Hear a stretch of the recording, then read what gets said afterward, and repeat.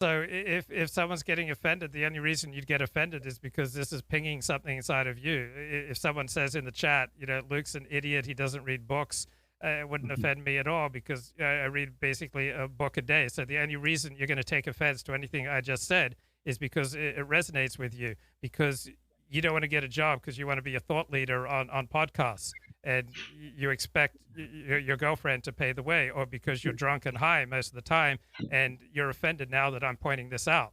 Thus, You still see that people like Elon Musk move to America just because that entrepreneurial spirit is still here. Is this still looking good going forward? Do these woke types not see the left as a threat to that?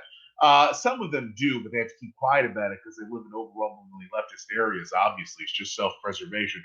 I don't think it is a positive that someone like Musk moves to the U.S. Not because I despise Elon Musk, even though I think that he's using Bitcoin. He used it, I should say, as a pump and dump scheme that he wouldn't be able to get away with stocks because of the SEC. So now he's moving on to something else. I believe Dogecoin, and I'm sure he'll be using that as a pump and dump. He's just doing. I was listening to one of the great courses called American Identity, and I chose that course because I thought there's no American identity, there's no American nation. America's just a whole collection of nations. What the hell do you mean American identity? Then I start listening to the course, and it talks about the distinguishing lack of fatalism among Americans. And I thought, that's right, compared to every other country of which I'm aware, certainly compared to Australia and England, there is a distinct lack of fatalism.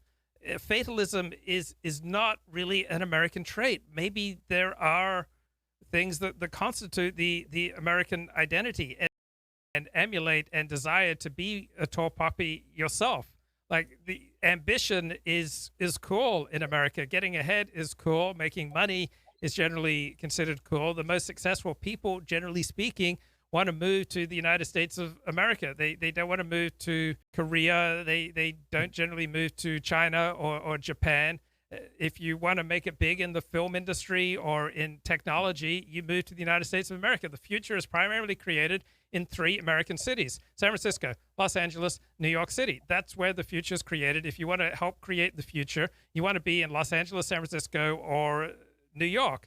And so there is an entrepreneurial energy in the American nation. There is an American identity of pragmatism, of we'll just keep trying things until we get something that works. And there's very little fatalism here. And so you come here with an idea, you will find a community, you will find inspiration, you'll find people who will excite you and buoy you up. And Pretty unexpected places. So that's just my take there. Luke, anything to say before we move on? yeah, Americans are able to navigate failure because we can always cling to our guns and religion. I mean, there's something to that. When you have religion, you're much less likely to be mopey and depressed. And if you have your guns, you're also much more likely to